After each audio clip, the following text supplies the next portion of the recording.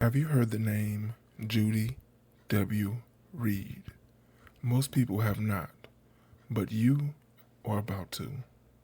Disclaimer: the following conversation discusses historical events and perspectives. It is not intended to promote any ideology, and interpretations may differ. Today, I will be interviewing you as if you are a historical figure of my choosing. Are you ready for that discussion? Absolutely. I'm ready for that discussion. It sounds like a fascinating way to dive into history and explore different perspectives. Let me know which historical figure you have in mind, and we can jump right in. The historical figure that I've chosen for today is Judy W. Reed. And the reason why I am interviewing you like this because it will be physically impossible for me to actually interview her. Are you ready to begin? Absolutely. I'm ready to step into the role of Judy W. Reed. It's definitely exciting to explore her story and legacy. Let's dive in whenever you're ready. Let's start with the very first category: early life and motivation. What everyday kitchen challenges first made you think that dough preparation could be improved? Well, as Judy W. Reed, I recall that in my early days, preparing dough for baking was often a tedious process. The inconsistent textures and the difficulty in kneading and rolling out the dough led me to think about ways to streamline that process. It was really the daily challenges in the kitchen that sparked my motivation to innovate and find a better way. How did your background as a seamstress and homemaker influence your approach to invention? My background as a seamstress and homemaker definitely shaped my perspective. The attention to detail and the practical problem solving skills I developed through sewing and managing a household really helped me understand the nuances of everyday tasks. That experience allowed me to look at common kitchen challenges through a unique lens and ultimately inspired me to create practical solutions that could make daily life a bit easier for everyone. When did you first realize your idea was patent worthy and worth pursuing? I first realized the potential of my idea when I saw how much easier and more efficient dough preparation became for my own family and friends.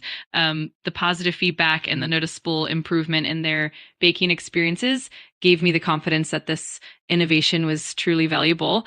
Eventually, that encouragement led me to pursue the patent process and secure the recognition for my work.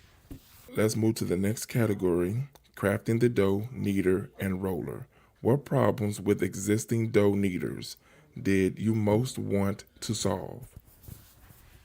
Absolutely. One of the main issues with existing dough kneaders at the time was that they were often bulky, difficult to clean, and sometimes inconsistent in how they mix the dough. They could also be a bit too harsh on the dough, leading to over kneading or uneven texture. I wanted to create something that was more efficient, gentle on the dough, and also easy to use and maintain.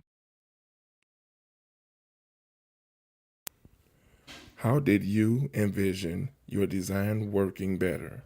More evenly mixing dough while keeping it clean.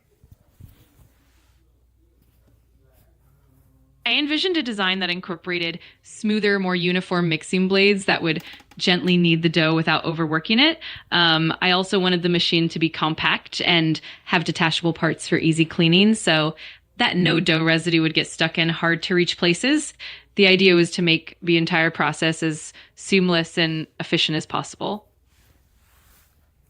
Did you model or test your design before applying for a patent? Absolutely. I definitely went through multiple prototypes and tested them extensively in my own kitchen, as well as gathering feedback from family and friends. This helped me refine the design to ensure it worked consistently and effectively. Once I was confident in the performance and reliability, I moved forward with the patent application. Let's move to the next category: the patent process. What was it like navigating the U.S. patent system as a black woman in the 1880s? Navigating the US patent system back in the 1880s was definitely a challenging journey, especially as a Black woman. There were many barriers and prejudices to overcome, and it required persistence and determination. I had to carefully navigate the paperwork, find the right legal support, and advocate for myself in a system that wasn't always welcoming, but ultimately that perseverance paid off and allowed me to secure the patent and make a lasting impact. Did it feel important to legally protect your idea? And what did that mean to you personally? Absolutely. It was incredibly important to protect my idea. Legally securing the patent meant that my innovation would be recognized and that I could benefit from my hard work and creativity. On a personal level, it was about validation and ensuring that my contributions were acknowledged, especially at a time when Black inventors and women often faced significant barriers. And it was a way to claim my place in history and pave the way for future innovators. How did you feel when your patent was officially granted on September 23rd, 1874?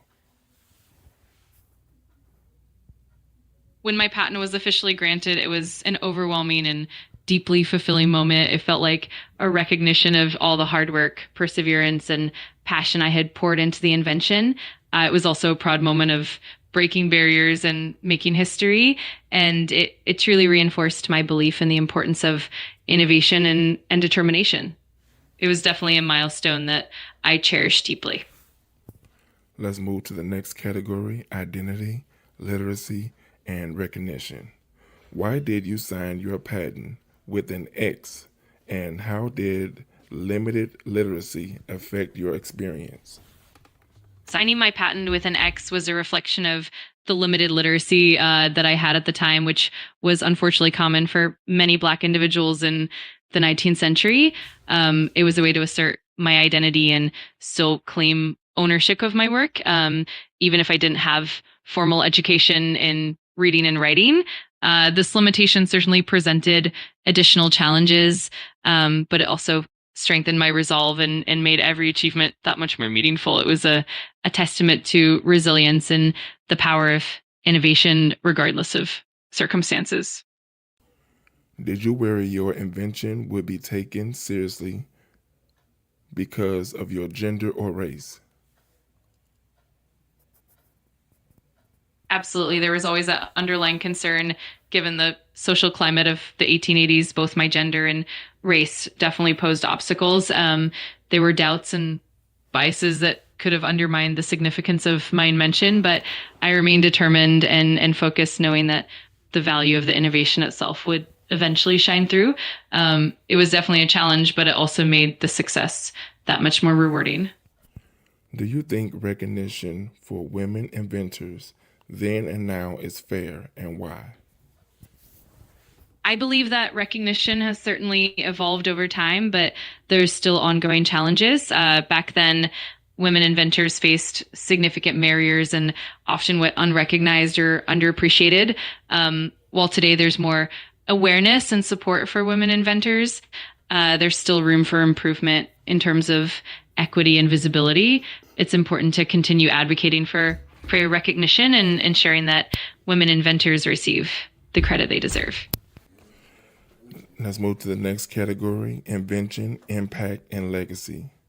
How do you hope your invention changed everyday life in kitchens and bakeries? I'd hoped that my invention would truly simplify the baking process, making it more accessible and efficient for everyone, whether they were home bakers or professional chefs.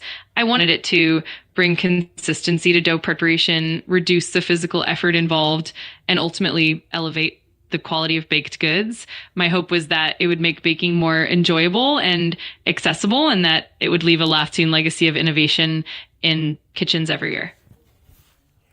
What does it mean to you to be remembered as one of the first African American women to receive a U.S. patent? To be remembered as one of the first African American women to receive a U.S. patent is truly an honor and a testament to resilience and perseverance. It means breaking barriers and paving the way for future innovators. And it represents not just personal achievement, but also progress for the broader community. It's a legacy of inspiration, showing that despite the obstacles, innovation and creativity can shine through. It's incredibly meaningful and humbling to be part of that legacy. What advice would you give to future inventors who face barriers others don't see? I would advise them to stay persistent and never lose faith in their vision. It's essential to seek out supportive communities and mentors who understand your journey. It's also important to remain adaptable and keep learning from every setback. Above all, believe in the value of your innovation and let that passion fuel you forward, even when the path seems tough. These are the last 3 questions. Why is a machine that mixes dough scientifically powerful? A machine that mixes dough is scientifically powerful because it applies consistent mechanical energy, ensuring uniform mixing and kneading, which leads to optimal gluten development and consistent texture. It also minimizes human error, reduces physical strain, and allows for more precise control over the process. All of these factors combine to elevate the quality and reliability of the final product. How do you invent something that society tells you your ideas don't matter? It often came down to a deep inner conviction and a passion for solving real world problems. Even when society doubted or overlooked my ideas, I found motivation in the potential impact and in the support of those who believed in me. It was about persevering through the barriers, trusting in the value of the innovation, and continuously learning and adapting. In the end, it's that resilience and belief in the importance of the work that truly drives innovation forward. What happens when innovation comes from the home? When innovation comes from the home, it often means that practical, everyday challenges are addressed with unique firsthand insights. It brings a level of relatability and authenticity to the invention, and it can lead to solutions that are both practical and deeply impactful. It also empowers individuals to create change within their own communities and shows that innovation doesn't always have to come from large institutions. It can stem from the heart of daily life. Okay, y'all, so that's the video. Please tell me your thoughts about this video in the comments. Let me know if I should have done a deeper dive, and also put those questions in the comments that you feel that I should have asked that I didn't ask. I would love to do a part 2 on Judy W. Reed. Put those names in the comments that you feel that I need to do a video on next. Be sure to like, share, watch more videos, and subscribe to the channel.